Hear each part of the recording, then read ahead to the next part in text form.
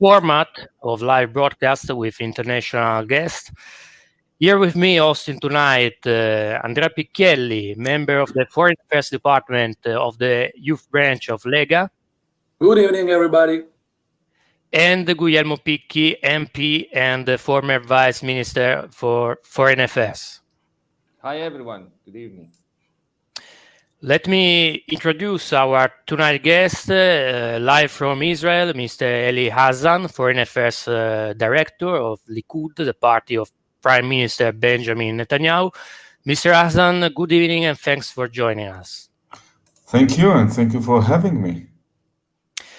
Let's start from what's happening between Israel and the Palestinians. A clash started from evictions in East Jerusalem and escalated in riots, rocket attacks, and airstrikes. A few hours ago, a ceasefire has been proclaimed. So what's your assessment of what occurred in these last 2 weeks?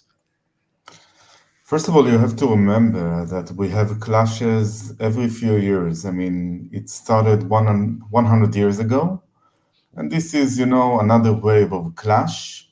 I'm going to speak a little bit about history. It started in 1920, then in 1921, then in 1936, and go on.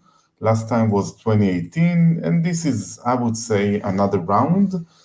You have to understand the context. And by the way, it has some connection to the internal politics in Israel. There is an Arab party named Ra'am, the Islamist, and their leader Mansour Abbas is trying to change the attitude of the Arab leaders in the political world. I want to open up a gate for that. Most of the Arab leaders in the Israeli political world, they're supporters of terrorism. I mean, no matter what, as you know, we have a 20% minority of population of Muslims, and their representative has been supportive very much of terror. In fact, they are like a fifth column from inside against the state of Israel.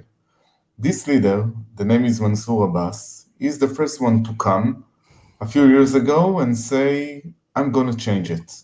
I want to change it.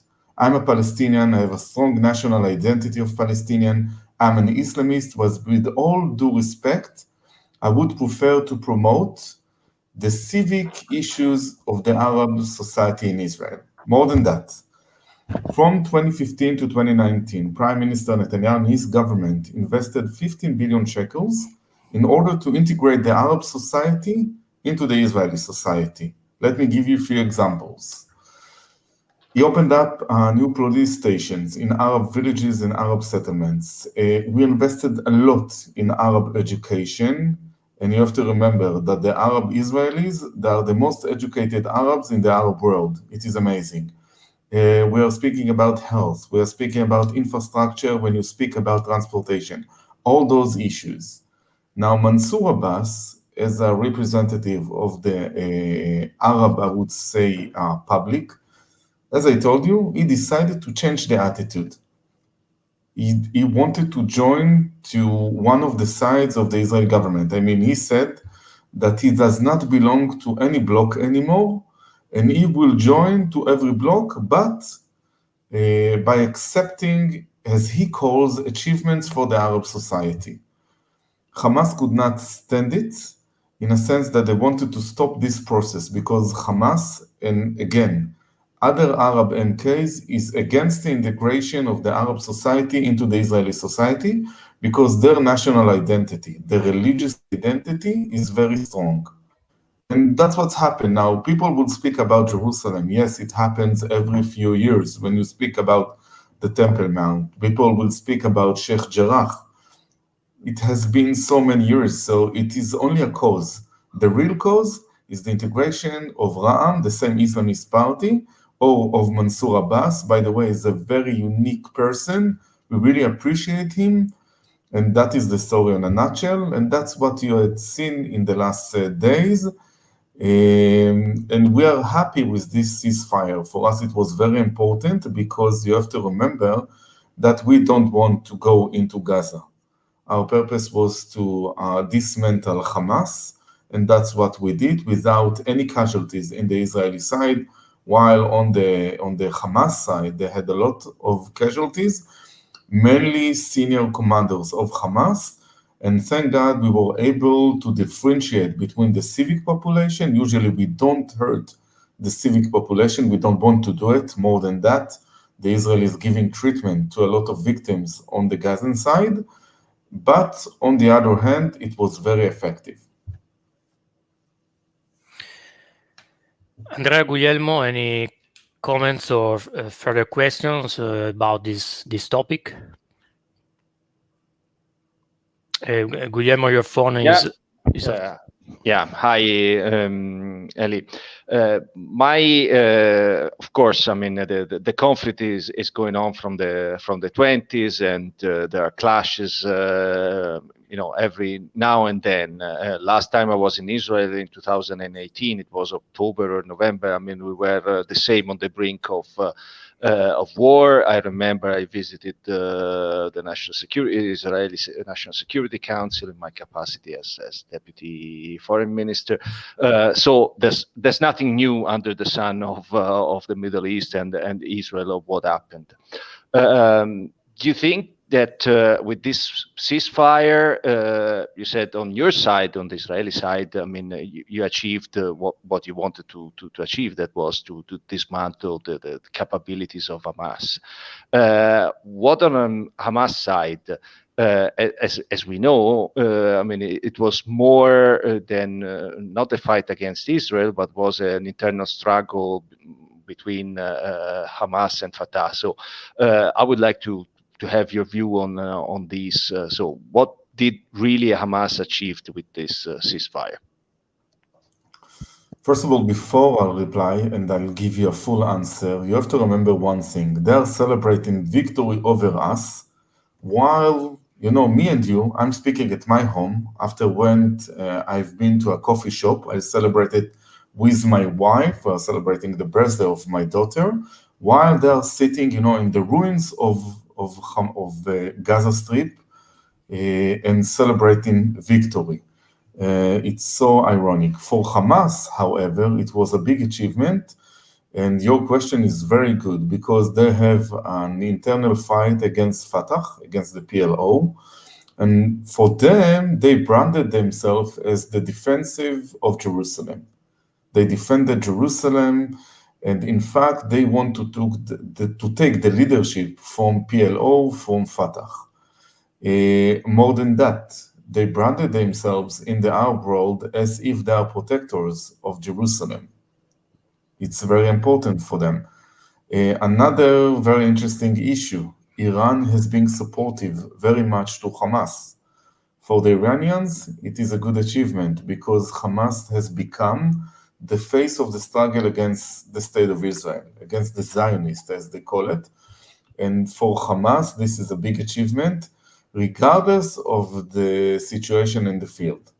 We are speaking, as you know, as a politician, you know exactly how important is the image, not necessarily reality. And when you speak about Hamas, there is a contradiction of 180 degrees between the image and reality.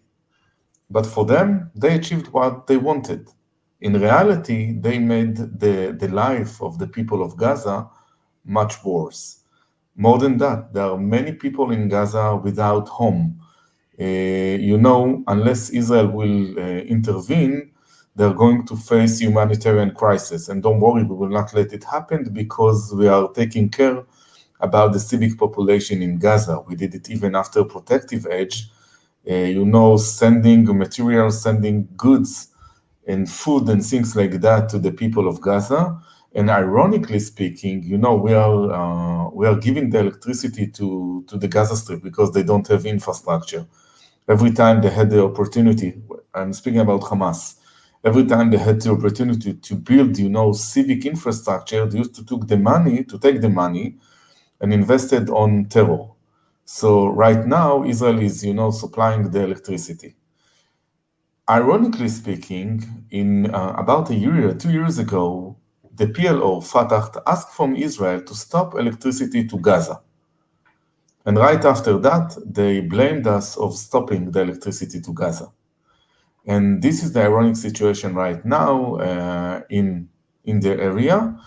And again, we will not do it. Usually we are taking care of the civic population, but we will do everything human possible in order to dismantle and to fight or counter terrorism against the leaders of Hamas.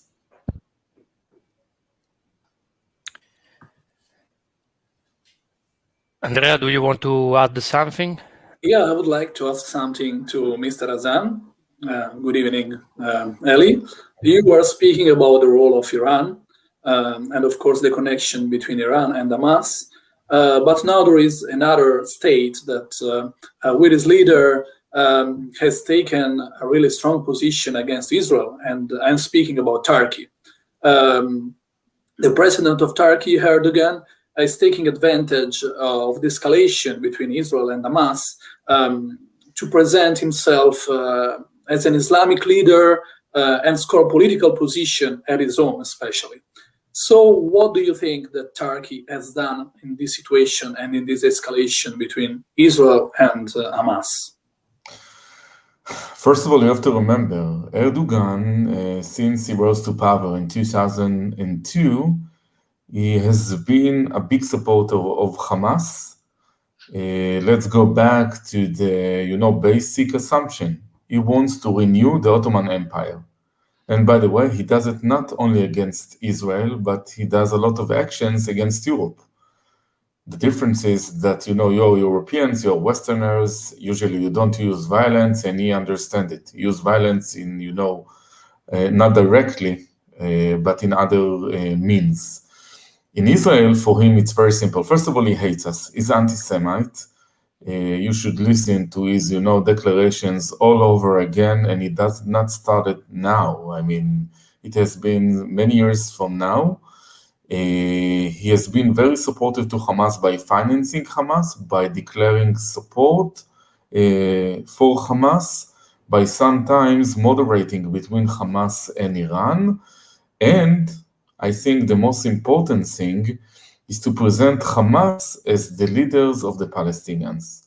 For them, it's very important because you have to remember that Turkey is a regional superpower.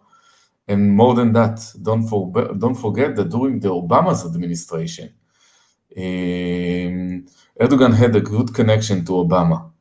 And Obama, to some extent, was very supportive of Erdogan. And therefore, through Obama, he was trying to put a pressure against Israel. What you see right now, in fact, is the outcome of the policy of Erdogan after so many years in order to delegitimize Israel. And in another way, it's to delegitimize the Western society. This is how we see it. And there is another connection that not a lot of people knows about it. Turkey is trying to get over the Temple Mount in Jerusalem, because if we spoke about renew of the Ottoman Empire, the Temple Mount is a symbol. And Turkey is involving a lot in what's going on in East Jerusalem. It is quite interesting to see it, because I'm going to give a short introduction about the situation in the Temple Mount, and therefore letting you to know more about it.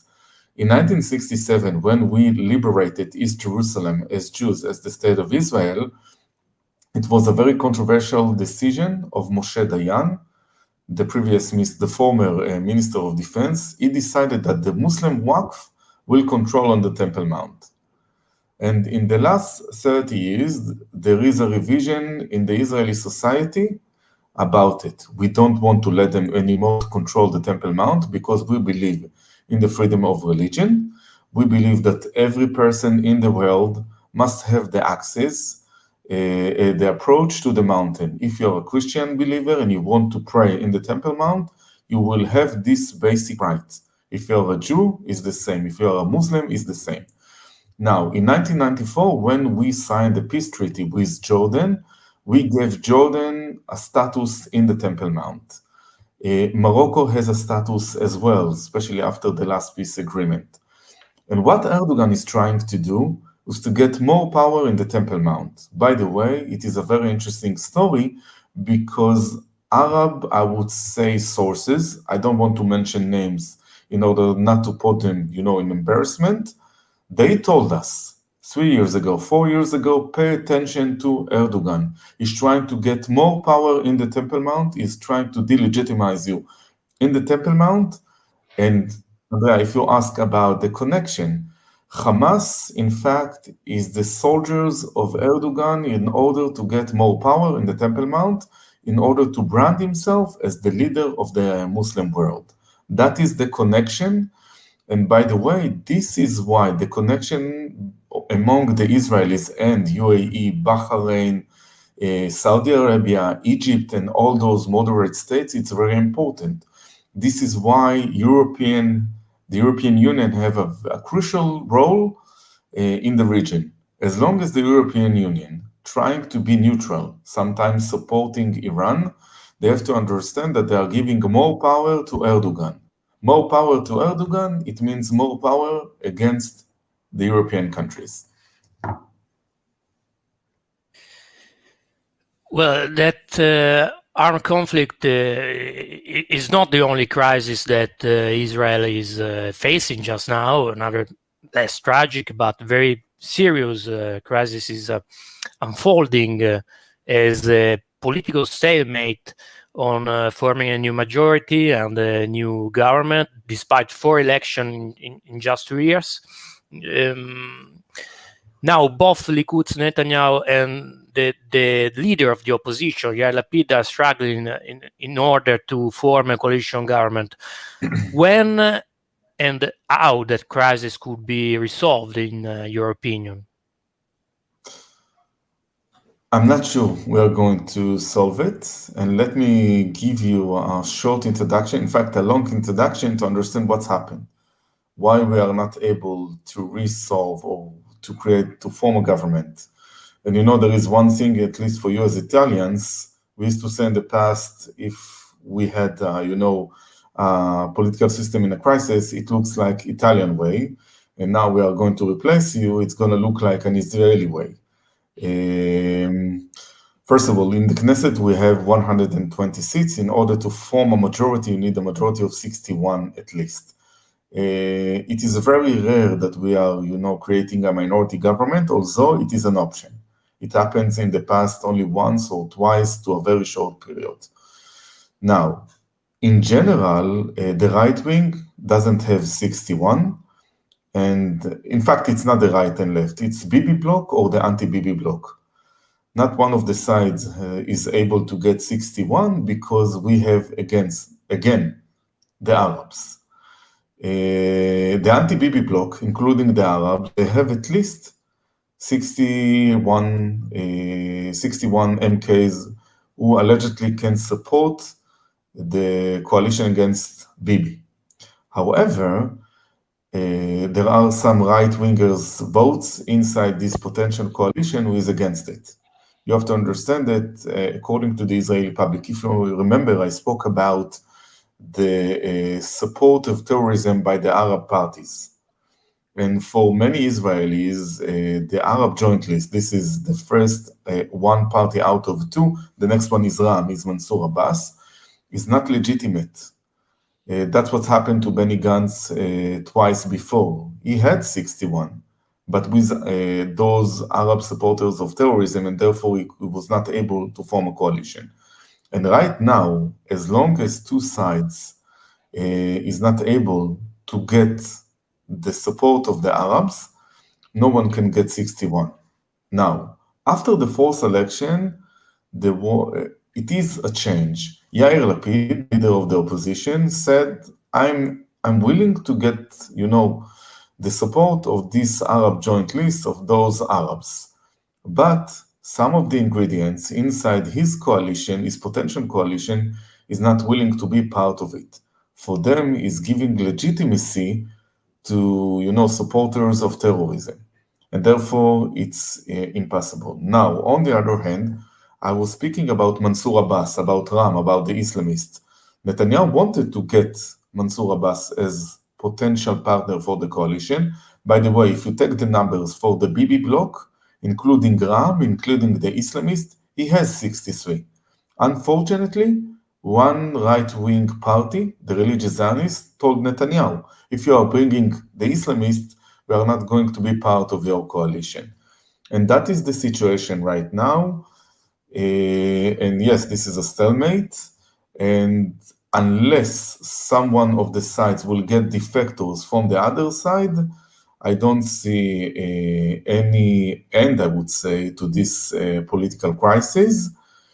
But on the other hand, and there is a big but in here, don't forget that Netanyahu, Prime Minister Netanyahu, is a magician. Every time you think that he's in the end of his career, and therefore he uses his magic and forming a coalition. You know, I've been involved in the Israeli political system for the last 20 years. As a child, I was very interested. Netanyahu was elected first time in 1996. And every short period, I could listen to voices who say, that is the end of the era of Netanyahu. There are many quotes of politicians from right and left for so many years that say, that is the end of Netanyahu, that is the end of the Netanyahu's era. And all the time he's, doing his magic in order to form a coalition. If you are asking me, I guess that in the end, he will be the prime minister. I don't know how. I guess, if I have to bet, that he will get defectors from the other side, but let's wait and see. If not, and if you want, I can expand more about the political system, how we're forming a government. If not, we will go to the fifth election in October 2021. And let me just elaborate about the system of forming a coalition in Israel. According to the law, after the election, the candidate that has the biggest recommendations of the MKs, he gets the keys in order to form a coalition. He has 28 days. If it is not enough, he gets 14 more days. It is according to the president's decision. And if he fails, it goes to the second candidate. That's exactly what's happened right now with Yair Lapid. The second candidate has 28 days in order to form a coalition. And if he is not able, it goes back to the Knesset for 21 days. What does it mean? That if 61 MKs is deciding to support someone, therefore we have a coalition. And if not, according to the law, after 3 months, after 90 days, we must have an election. By the way, if you go back to March 2020, that's exactly what's happened. Benny Gantz get the keys for 42 days. He failed, and then Netanyahu failed, and then it goes back to the Knesset. And only after that, the 74 MKs, it was, if you remember, a coalition of Likud and blue and white, the right-wing blocks, and blue and white, except Bennett, and they formed the coalition for 1 year. What's happened? That a lot of ingredients from the right bloc were against Netanyahu. One of them is my former boss, Gideon Saar. They don't want to accept the leadership of Netanyahu, and therefore they decided to support the voices who dissolved the government. This is why we needed to go to an election. Guglielmo? Yes,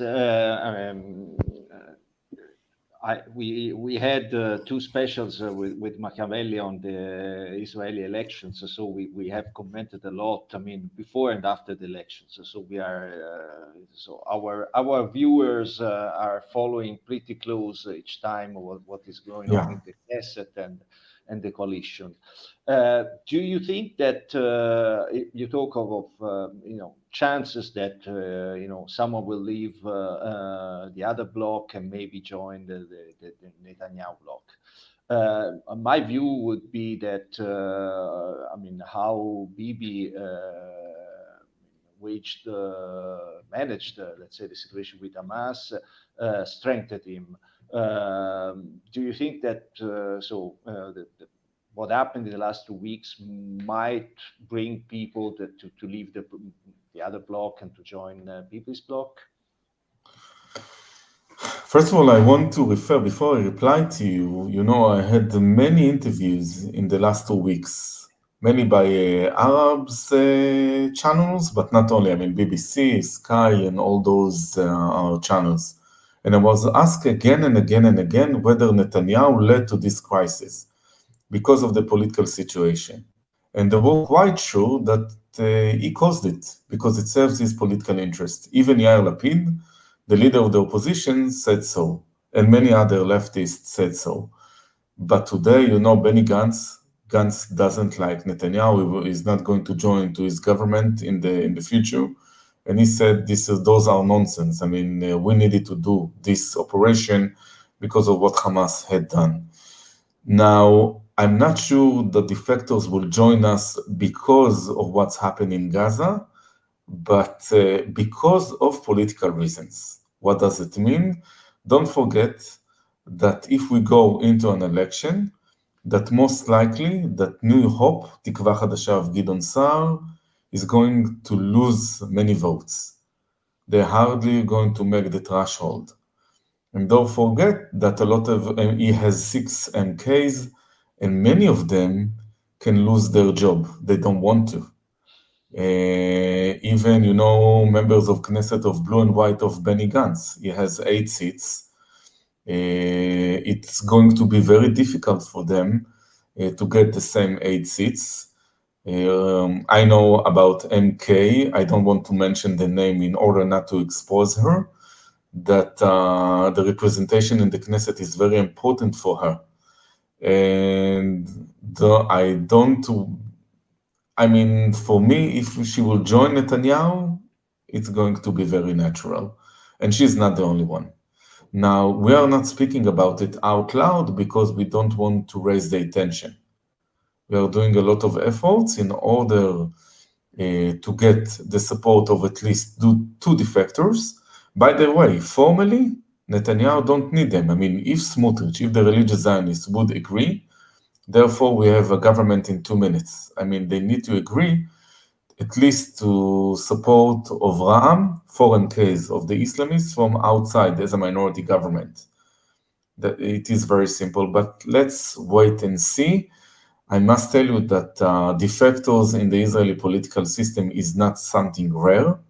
I mean, it is quite common, although in the last, I would say, 4 campaigns, we haven't seen defectors, but as a party, Blue and White of Benny Gantz, they switched, or at least he joined Netanyahu against the promises during the elections, but he had a cause because of COVID, that this is an emergency and things like that. Well, the situation is not that you are describing is not very different from what many times is happening in Italian politics, where to avoid early elections and to lose the seat, many of my colleagues switched side, crossed the floor, went from opposition to majority. So in this sense, I mean, Italy and Israel are very close.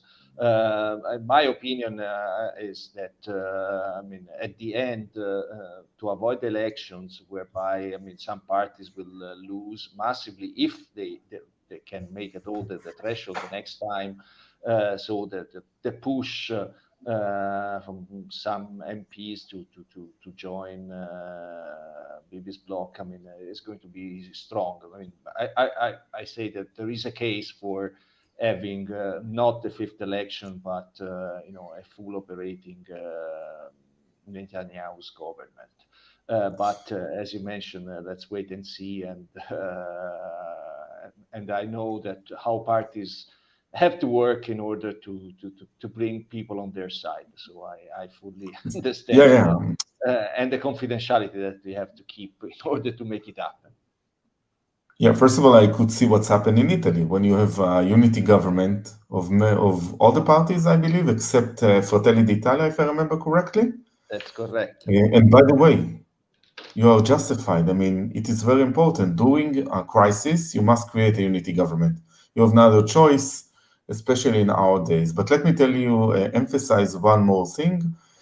In Israel, the political system became very extreme, in a sense that there is a hatred, and I deliberately use this phrase, a hatred between the Bibi bloc and the anti-Bibi bloc.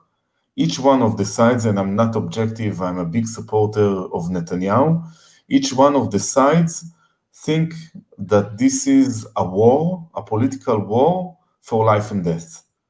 And there is a reason for that. If you allow me, I want to give, the background for that. It's very interesting because in many ways it reminds me very much of what's happened in many other Western countries. From 1948 to 1977, Israel was controlled or was governed by socialists, 29 years in a row. And they promoted socialist policy. Since 1977 until our days, most of the time, not all of the time, Likud, right or center-right party was in power. And for those leftists, they are the old elite, those socialist leftists, for them, it is very difficult to accept the situation that the Israeli society has changed. More than that, as you know, we are a society of immigrants. For so many years, the Ashkenazi, those who immigrated from Europe and the United States, used to be a majority. And since 1977, the Jews like my grandfather, who immigrated from Arab state, they have become the majority. And in fact, this is a battle over hegemony. This is how we see it.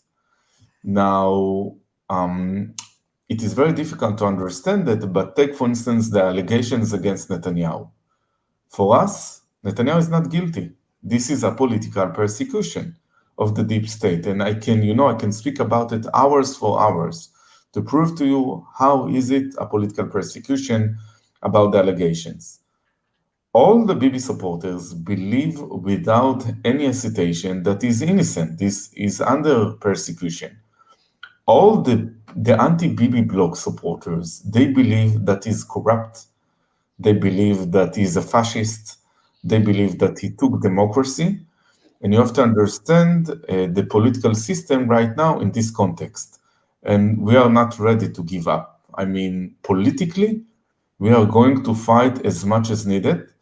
More than that, I can tell you personally that I had a conversation with the Prime Minister 2 weeks before the election. And I really begged him, don't leave, no matter what, don't leave, because if you will leave, it means that the left wing, the old elite, the whole hegemony, the deep state, the bureaucrats, they're going to win. For them, you're a symbol, and you must not leave. And I hope he will stay, and in fact, I'm quite sure he will stay, because for him, the leadership of the State of Israel, it is a destiny. He truly believes that he is, carrying the State of Israel on his shoulders.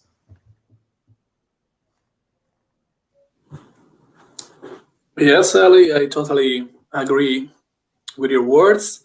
I think that Netanyahu is really appreciated, I can say, worldwide, but also through Europe and, of course, in the United States, when it was Donald Trump before more than now, that's sure. But anyway, he's recognized and strong international leader.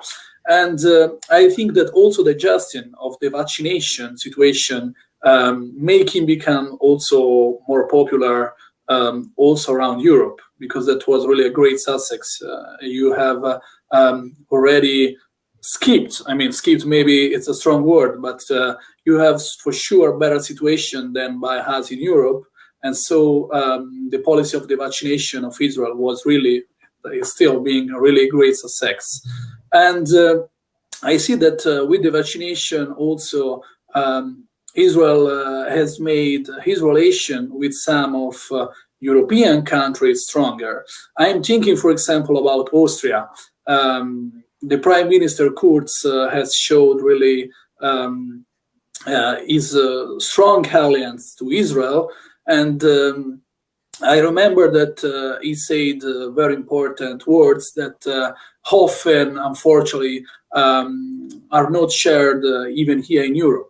I really think that the anti-Zionism is the new anti-Semitism. And anti-Zionism and anti-Semitism are the two sides of the same coin, as Prime Minister Kurz said.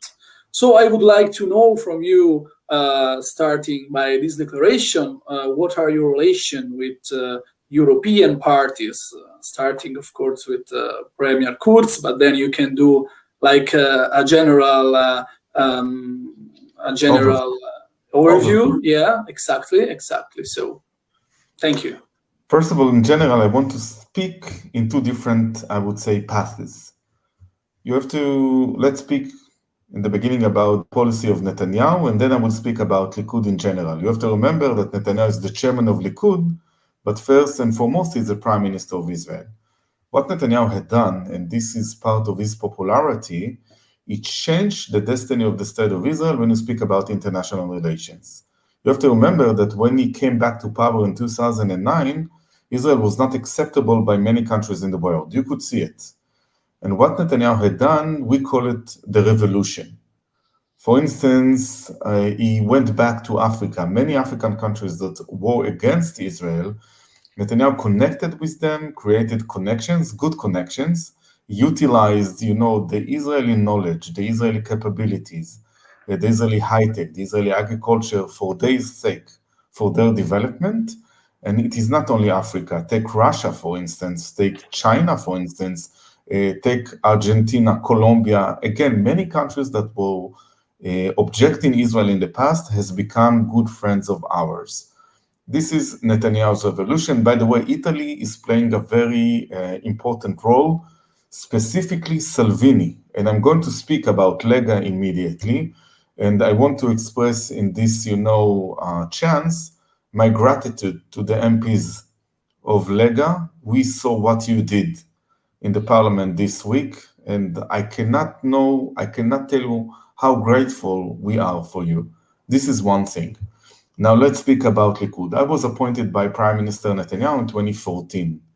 In the past, Likud was not that active in the international, I would say, arena of parties. We were, in a minimum activity, I would say. We were part of EPP as, observer members. I was appointed in 2014, and from the beginning, I was trying to promote connections to parties all around the world.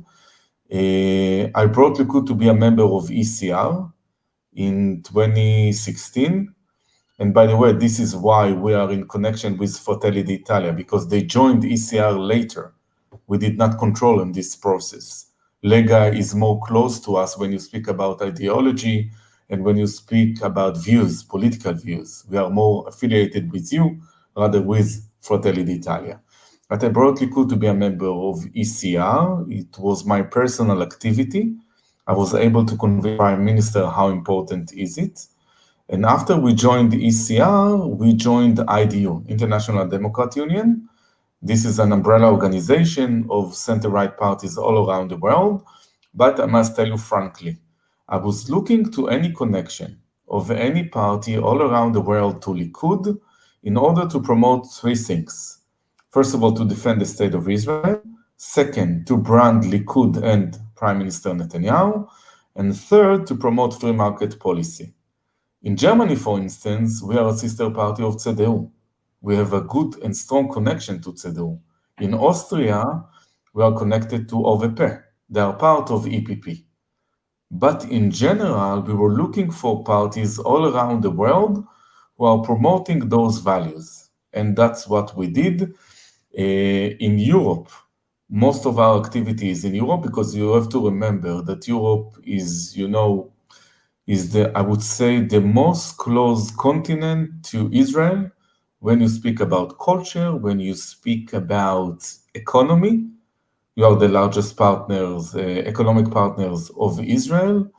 Let me give you another example. When you speak about culture, take for instance the Israelis, and I want to emphasize about Italy, the Italian food, the Italian, I would say, culture. I mean, I know who is Machiavelli. I know who is Garibaldi and Mazzini.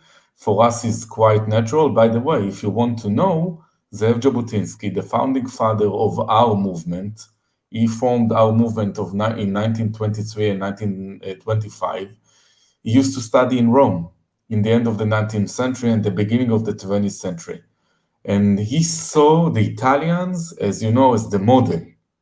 For him, Mazzini and Garibaldi, it was the model that we need to follow. Not to mention, for instance, football. We are crazy about football. And when you speak culturally, yes, of course. I mean, we are Europeans in that, sense. For us, Europe is very important, and we are active in the European Parliament, in many other European countries and European parliaments. And that is the situation right now. Let me tell you something frankly. I don't like the division among the right-wing parties in Europe. What does it mean? Take, for instance, the European Parliament. And yes, I know that Salvini met with Orban and Morawiecki. And I wrote an article about it, about the unity, about the need to create a unity of the right-wingers in Europe. Take the ingredients of EPP, the ingredients of ECR, and the ingredients of ID, and to unite them. I know it sounds in a way a kind of an absurd, but I want to explain my rationality.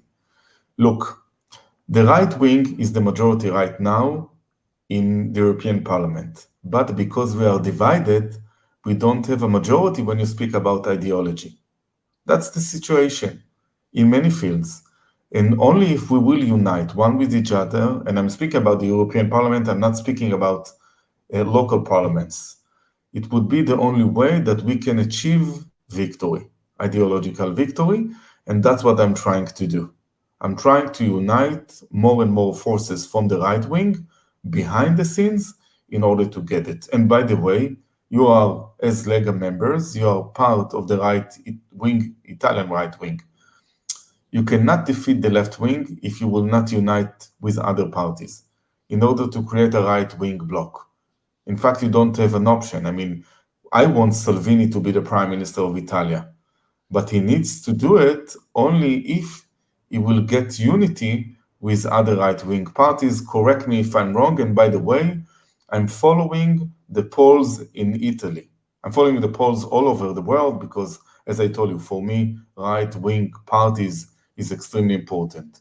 And I look at the numbers, and I know that in order to get this achievement, you need to unite with other parties. So that was my view, my overview in a nutshell about political parties. Guglielmo, I think that you want to comment on that. Well, yes, what we are doing in Italy since more than 27 years, since Mr. Berlusconi back in 1994 invented for the first time the center-right coalition. So Yeah. we are doing it since then. We have a coalition that unfortunately is divided in the European Parliament, but is united in Rome. We have govern the 14 regions out of 20, almost the half of the municipalities in Italy. So we understood well the lesson. So we know that each time we split our forces, I mean, we are going to lose, and we cannot afford it. On the European Parliament level, there is a more complex situation because, as you know, at the European level, there is like a constitutional front whereby they want to, to isolate those parties that are called of the extreme right, and someone like me that has always been a member of the EPP for more than 20 years, all of a sudden became an extremist in the eyes of some people in the European Parliament, simply because without changing my ideas, I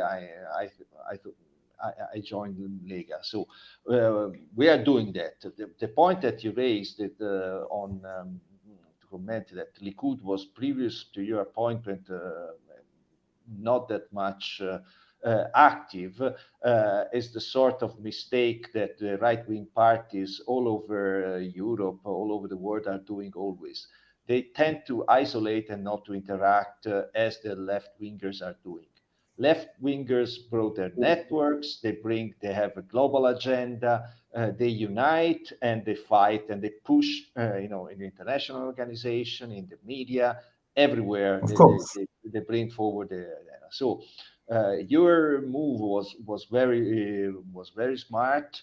we need to join our forces in order to bring our friends, the Republican Party in the US, to be more open and more international. Because to make a little comment that is outside the scope of this discussion, I guess that Mr. Trump lost not just because, I mean, there were some, wobbly voting, but also because, I mean, he was not really able to make an international coalition of, of conservatives people around the world to bring, a world agenda forward. That's a mistake that the Republicans cannot afford. If our lifestyle, if we want to bring it forward and to maintain it, to keep it, because at the end, I mean, as I always say, the security of Israel is the security of Italy. So, I mean, apart from the friendship, I'm totally in favor of supporting Israel. Yes, I like the Israeli people. I lived with many Israeli friends, so I mean, I know them well. But apart from friendship, I mean, your security is our security. And in order to achieve the overall security of the Western world and the Western identity, we need to, to interact and to build, a strong network that goes from Israel across the Atlantic. That was my comment. One point I can testify that, of course, yes, it's true that your government under Netanyahu, I mean, had built very strong ties with a number of African countries, and I'm a witness of it because I helped, with those states where ties were a little bit looser. I helped to facilitate the introduction between your government and some African governments. So I can testify that what you just said is absolutely true, and I was proud to help Israel. Thank you very much. To do it.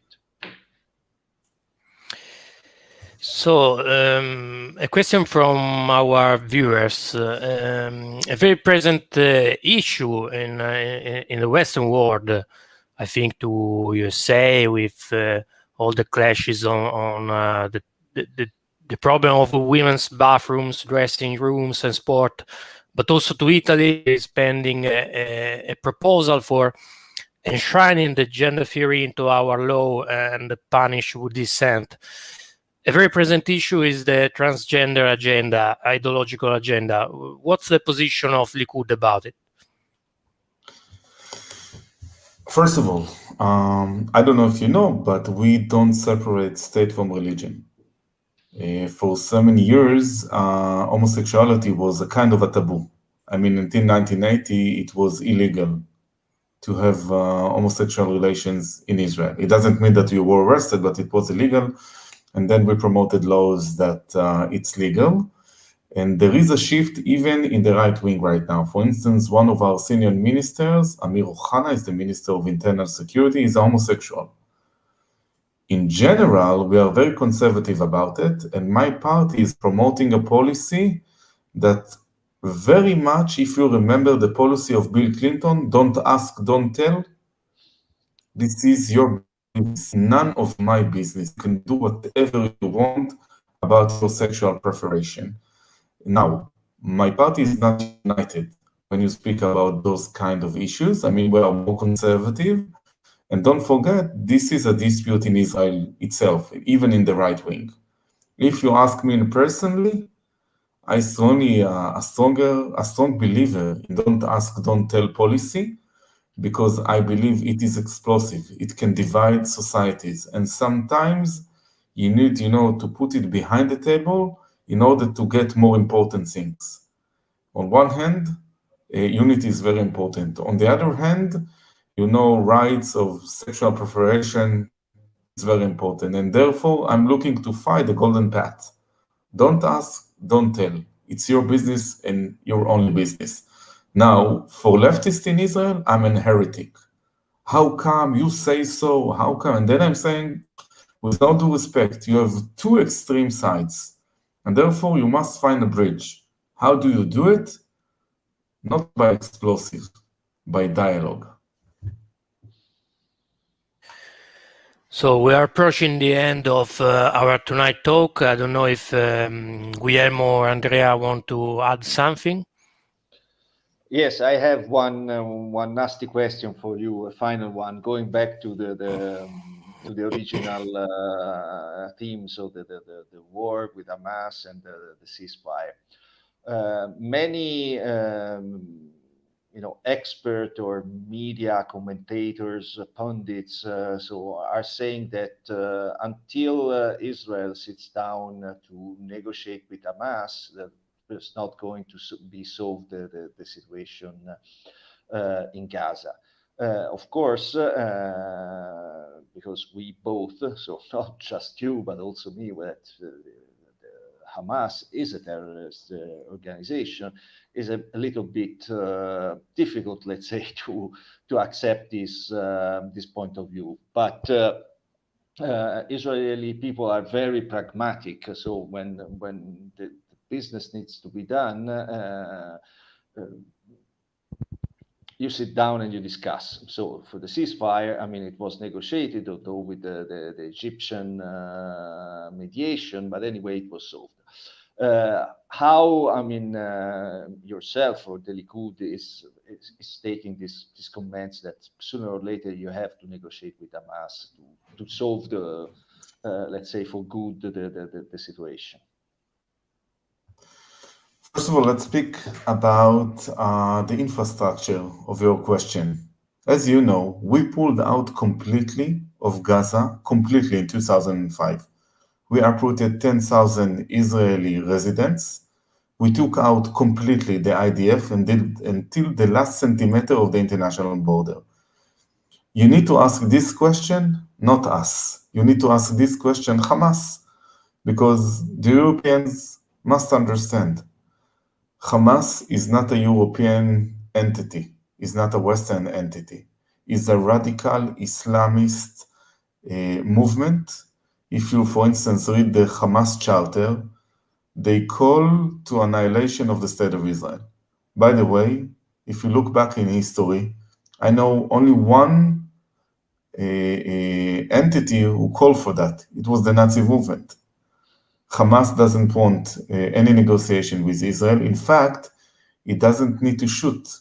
In fact, since 2005, they control completely the whole territory. They don't need us. But, like your question, Mr. MP Picchi, in a sense that don't forget, every time they get money, mainly from Europeans, they don't invest it in the society, in the Palestinian society. They invest in terror. And that is the situation. You should ask it Hamas, not me.